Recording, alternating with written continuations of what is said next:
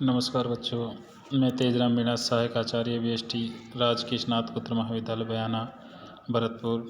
आज के इस लेक्चर लेबर कॉस्ट कंट्रोल में आप सभी का हार्दिक स्वागत है।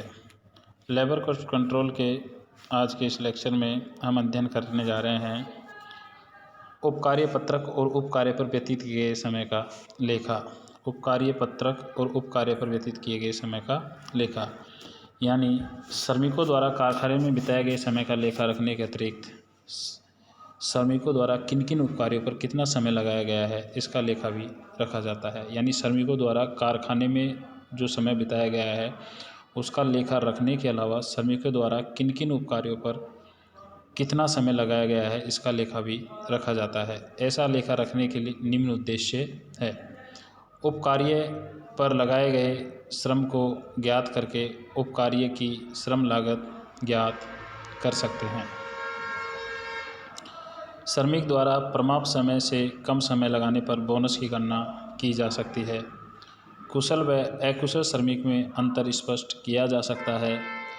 कार्यहीन समय की गणना भी की जा सकती है। लागत लेखा विभाग को सभी उपकार्यों के तुलनात्मक परिणाम प्राप्त होने की नीति निर्धारण का कार्य सरल हो जाता है। प्रत्येक उपकार्य पर बिताए गए समय का लेखा रखने की कई विधियां हैं।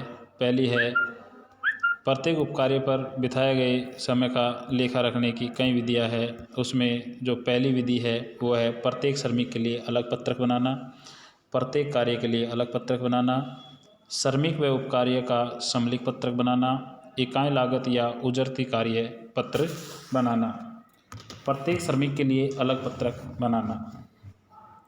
प्रत्येक श्रमिक को कार्य प्रारंभ करने से पूर्व एक समय पत्रक दे दिया जाता है, टाइम कार्ड।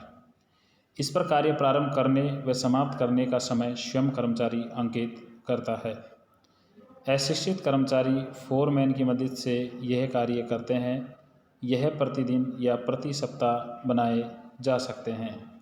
यह कार्ड निम्न प्रकार के हो सकते हैं बच्चों। पहला है दैनिक समय पत्रक, डेली टाइम शीट। दैनिक समय पत्रक जो है बच्चों, उसमें दैनिक समय पत्रक में यदि संस्था में एक श्रमिक को एक दिन एक ही उपकार्य पर काम करना हो तो समय पत्रक द्वारा यह कार्य सरलता व शीघ्रता से हो जाता है। प्रत्येक व्यक्ति ने कितना कार्य किया यह आसानी से ज्ञात हो जाता है। साथ ही लेखा प्रमाणिक होता है क्योंकि प्रत्येक पत्रक पर फोरमैन हस्ताक्षर करता है। अशिक्षित कर्मचारियों को इसमें असुविधा होती है। स्वयं कर्मचारी द्वारा इसमें प्रविष्टि करने के कारण इनकी सत्यता संदिग्ध रहती है। यदि एक उपकार्य पर कई श्रमिक कार्य कर रहे हो तो दैनिक समय पत्रक की जगह उपकार्य पत्रक का प्रयोग सुविधाजनक रहता है। इसका प्रारूप इस प्रकार है जो दे रखा है। अब है दैनिक कार्ड लेखा, डेली रिकॉर्ड कार्ड। जब एक ही दिन में श्रमिकों को कई उपकार्यों पर कार्य करने पड़ते हैं तो दैनिक समय पत्रक में अतिरिक्त कॉलम बनाकर श्रमिक द्वारा प्रत्येक उपकार्य पर लगाए गए समय का लेखा करते हैं। इससे प्रत्येक उपकार्य की लागत ज्ञात करना सरल हो जाता है। अब है साप्ताहिक समय पत्रक। यदि औद्योगिक संस्थान में प्रत्येक कार्य पर लगाए गए श्रम का दैनिक लेखा रखना आवश्यक हो तो श्रमिकों को एक ही कार्ड पर एक ही सप्ताह के कार्य का लेखा करना होता है। फोरमैन को ध्यान रखना चाहिए कि श्रमिक प्रतिदिन के कार्य का लेखा उसी दिन करे ताकि कोई अशुद्धि या कपट की संभावना न रहे। इसका प्रारूप निम्न प्रकार से होता है। प्रत्येक कार्य के लिए अलग पत्रक। उपकार्य की शीघ्र लागत गणना करने के लिए प्रत्येक उपकार्य का एक अलग पत्रक बनाया जाता है। जो भी श्रमिक इस उपकार्य पर कार्य करेंगे वे अपने कार्य का लेखा करेंगे, इसे अगले श्रमिक को दे देंगे।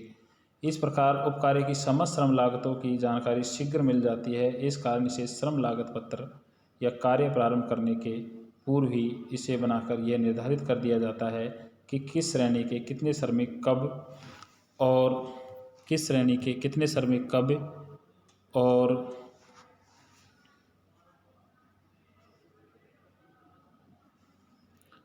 कितने घंटे किस उपकार्य पर समय व्यतीत करेंगे। यह पत्रक उपकार्य पर कार्य करने हेतु एक अधिकार पत्र के रूप में भी काम करता है। कई बार अतिरिक्त खाने बनाकर सामग्री लागत का भी लेखा कर दिया जाता है, इसलिए इसे उपकार्य लागत पत्रक या उपकार्य पत्रक भी कहते हैं। इस पत्रक का सबसे बड़ा दोष यह है कि इसमें उपस्थित समय लेखा व उपकार्य पर लगाए गए समय के लेखा का समाधान करना कठिन होता है। इससे प्रविष्टि करने में देरी भी लगती है। इसका प्रारूप है वो उपकार्य पत्रक का प्रारूप इस प्रकार का होता है जो आपके सामने यहाँ दिखाया गया है। उपस्थिति समय लेखा व उपकार्य लेखा का मिलान। एक निर्धारित अवधि के पश्चात हम उपस्थिति